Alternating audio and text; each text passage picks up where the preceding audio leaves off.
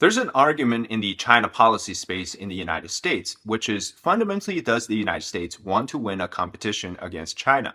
Now, this question comes amid the Iran Israel conflict, the Russia Ukraine conflict, North Korea with its nuclear threat, as well as China looming over Taiwan. Obviously, this is all the CCP controlling its axis of evil proxies to distract the United States and others, particularly key US allies. And the new Cold War is on, with the US side versus the China side. The question becomes, does the United States want to fundamentally win over China and face the question of a potential regime change? And does it have the audacity to see this through? Let's explore this question today as it points to an important direction for where the China policy could go for the US and others. Welcome to China Insider, I'm David Zhang. Now, I think there's a fundamental misconception in the United States for a very long time, which is that what happens if China collapses and the CCP falls? What happens to its billion-plus population in China? What's going to happen?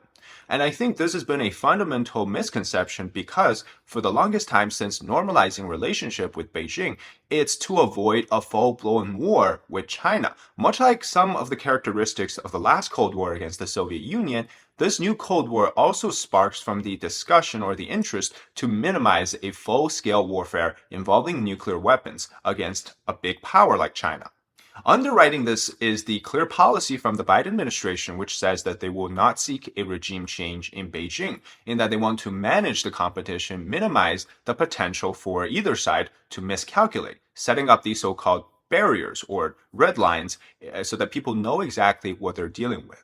Even some of the Republican side thinkers believe so too. They think that if we push Beijing to the edge, that they're going to retaliate and suddenly explode and force the world into chaos.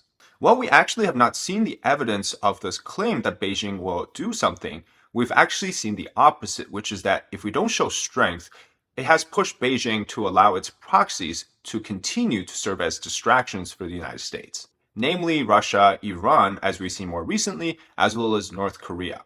This idea of being afraid that the aggressors will escalate is not just in its China policy, but I think fundamentally it's an American issue and one that's worth discussing. So I'm going to focus on this idea today, why this thinking exists, particularly a point to China, but also why on a broader scale this thinking is wrong.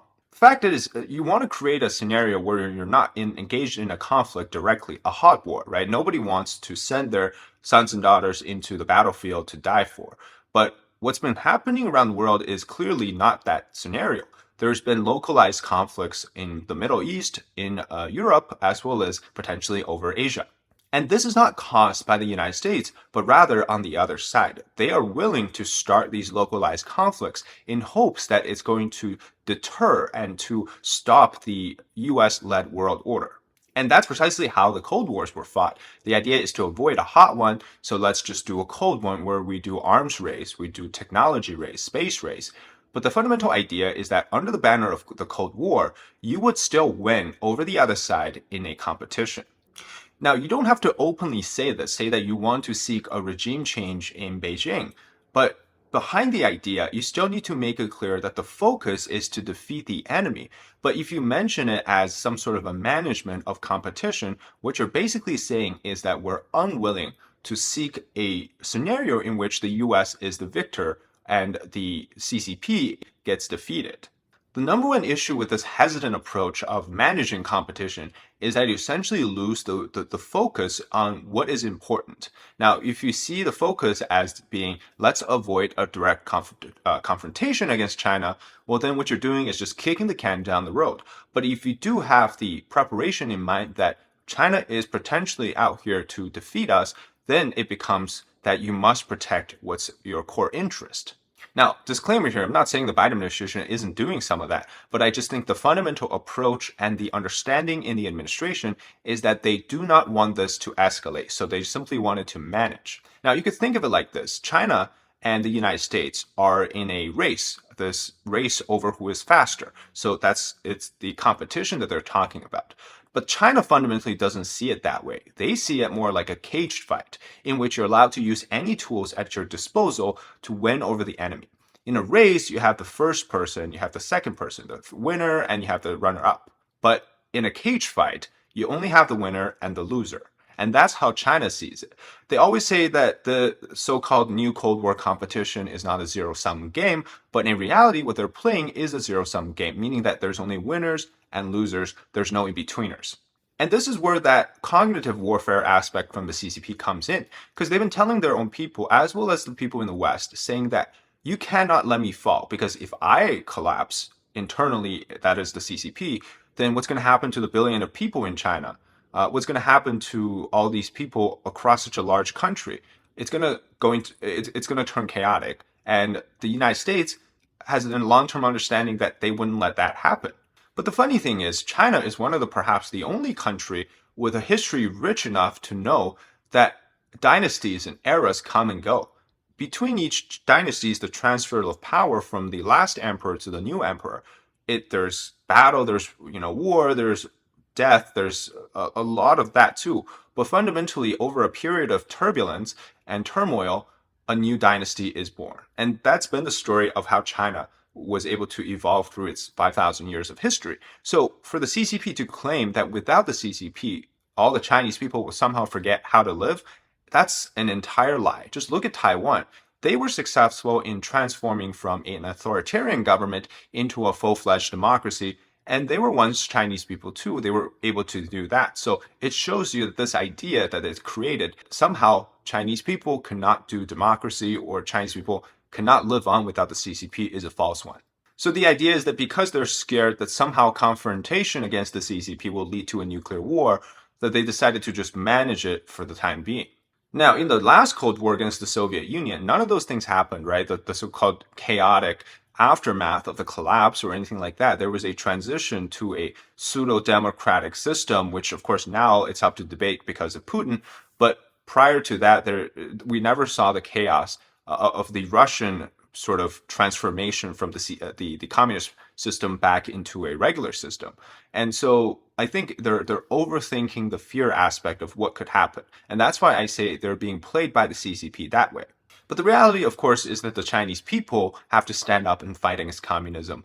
But we've also seen throughout the history with communism is that they're really good at getting rid of the fighting will within the people. So that's where the external help comes in. So to say that we're seeking a regime change in Beijing is not to say that, this is the only thing that can happen. Of course, there could be Chinese, internal strife and turmoil that fundamentally collapse or see the collapse of the CCP. But that's just when it comes to the United States, this is where things are going. If you want to protect the existing world order, the way that we live in as we speak here. Now, as I said, that fundamentally the United States right now, under the Biden administration, view this competition against China as a race, and China fundamentally views it as a cage fight. And China is in it for the KO. So Matt Pottinger, the former deputy national security advisor under the Trump administration, and Mike Gallagher, the former chairman of the Select Committee on China in Congress, they penned a letter or an article in the Foreign Affairs magazine recently, which precisely explains this problem very well. So their argument is that to win the competition for the United States to ultimately find victory, it's not managing competition, but there must be a clear focus and a goal. And meaning that the US should escalate their approach to a cage fight as well. They first spent the article praising some of the Biden administration policies, as I have in the past. In fact, I think they sustained a lot of the Trump era policies on China, and they actually reinforced it and added on some more as well. So props to them for doing that. But like I said, this is not a criticism of their policy, but rather the fundamental understanding. Again, because the CCP put that into people's heads, saying that the world cannot live on without the CCP. So the solution by Pottinger and Gallagher is this. They say that what would winning look like? China's communist rulers would give up trying to prevail in a hot or cold conflict with the United States and its friends, and the Chinese people, from ruling elites to everyday citizens, will find inspiration to explore new models of development and governance that don't rely on repression at home and compulsive hostility abroad. In other words, they're saying we need to see the end of the CCP to mark the end of this confrontation.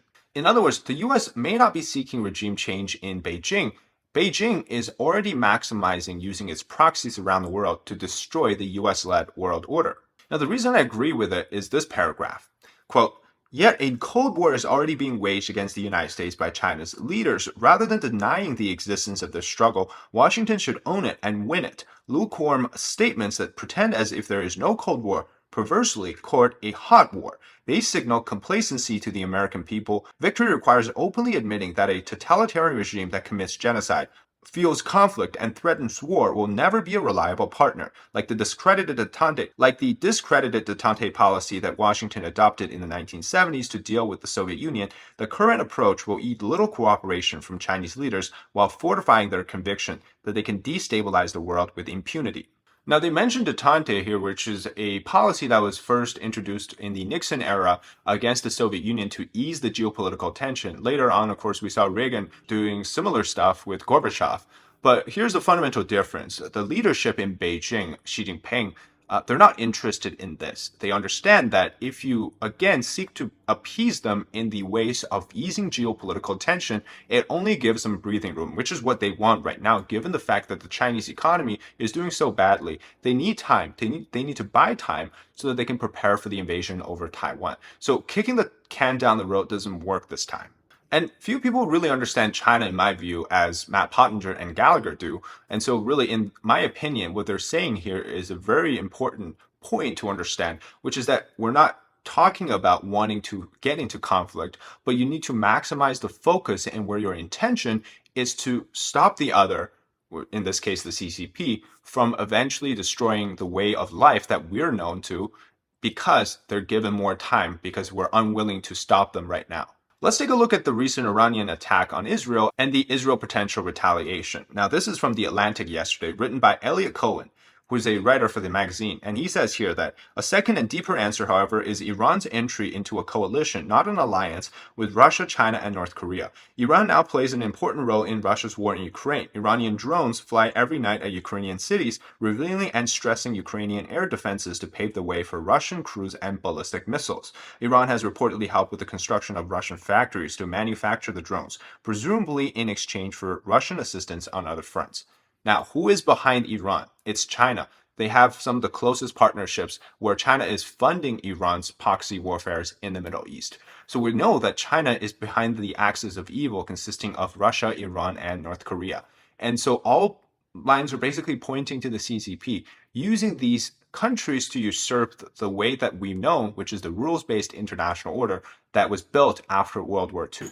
What makes everything difficult today is that when the Soviet Union attempted to challenge this world order, they were only dealing with the nuclear threats. Today we have cyber threat, space threat, we have digital threat, information threat, nuclear threat as well. It's more comprehensive, and so it requires an even more focused objective. But challenging the United States around the world, from Israel to Europe to parts of Asia, what they're essentially doing is trying to undermine the free world. Whether that plan succeeds or not depends on, which I think, again, the Atlantic article writes pretty well here, quote, until the United States gets serious about what it needs to preserve the order, it helped create and sustain, benefiting itself and others enormously in the process. Many more missiles will fly at the cities of democratic allies.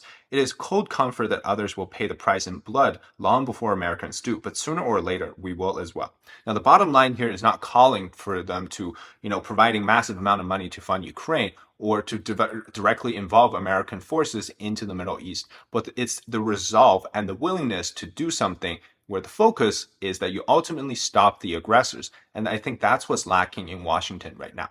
All right, that's today for my little analysis on the question of what is America's fundamental goal? Is it to really just trying to kick the can down the road with managing competition against Beijing, or is there something else more important that needs to happen to ultimately ensure that the United States and others can still preserve their ways of life for the years to come?